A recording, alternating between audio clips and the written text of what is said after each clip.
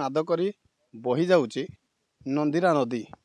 एवं ता निकटरे अछंती बाबा पिंगलेश्वर कहीं केते वर्षरू यही जो मंदिरटी कारुकार्यपूर्ण होइछि एवं सौंदर्यर गंताघर मध्य ये एठाकू लोक आसवाई नहीं नसीबा असुविधार सम्मुखीन होउछंती कहीं ना एठाकू रास्ता नथिबारु लोक माने आसवाई एठारे इच्छा प्रकाश करूना यह बंरपाल ब्लॉक अंतर्गत पिंगुआ ग्रामर बाबा पिंगलेश्वर मंदिर एठाकू कहीं लोक मैंने इच्छा प्रकाश करूना आसतु सीधा सड़क अंचलवासी अच्छा प्रतिक्रिया नेबा। जय जगन्नाथ मो ए गाँव बासिंदा मो ना श्री यही मंदिर में भल कारुकार्य होती आप देखिपे तथापि हो सारा पर भी ये गोटे रोड ना जहाँकि बाहर लोक नजर पड़नी आउ सरकार को नजर भी आसुनी मंदिर आठ डेभलपमेंट हो पार देखुले ये जो कारुकार्य एत अवहेलित अवस्था रही जहाँकि लोक मान जीवा आसवा असुविधा होतिबारु एठाकू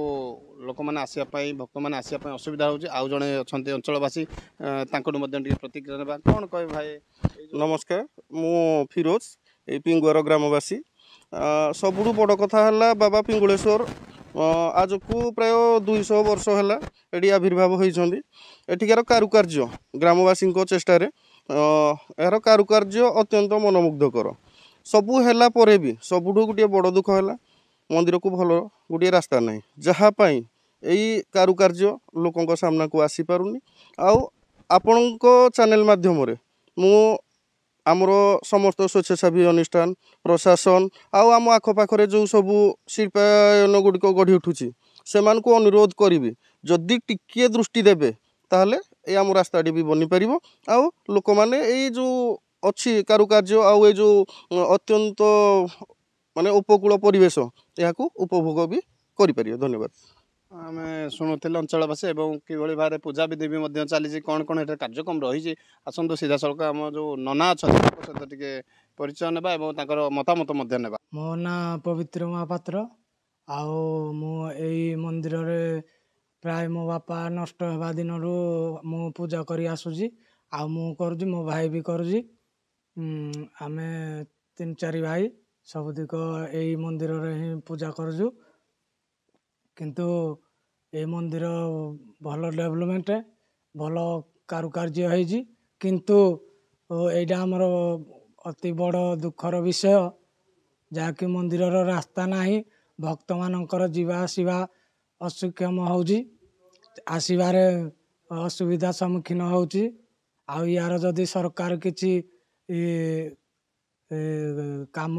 करते ताले आमे उपकृत हुंतु जीवा आसबार भक्त माने भी बहुत लाभ पाते। केमिति कोन पूजा विधि चलछि एठे 3 ओली पूजा चलछि सकाळे बाळ भोग लागे आउ दिन बेले भोग अन्न भोग लगे संध्यारे संध्या धूप जमती हुए सेमती हुए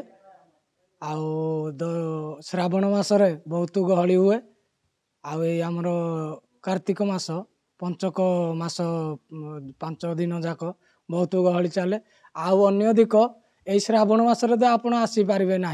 कहीं एपटे यातायात रास्ता बहुत कचड़ा भक्त आसवाई बहुत असुविधा भी हो देखुले ये हूँ जो पुराना मंदिर जहाँकि प्राय 200 वर्षरू ये मंदिर याठारे नजर आडुआरे रही जाइथिबारु प्रशासन को से निवेदन कर रास्ताटा जदि सठिक मरामत हो पारंता ए मंदिर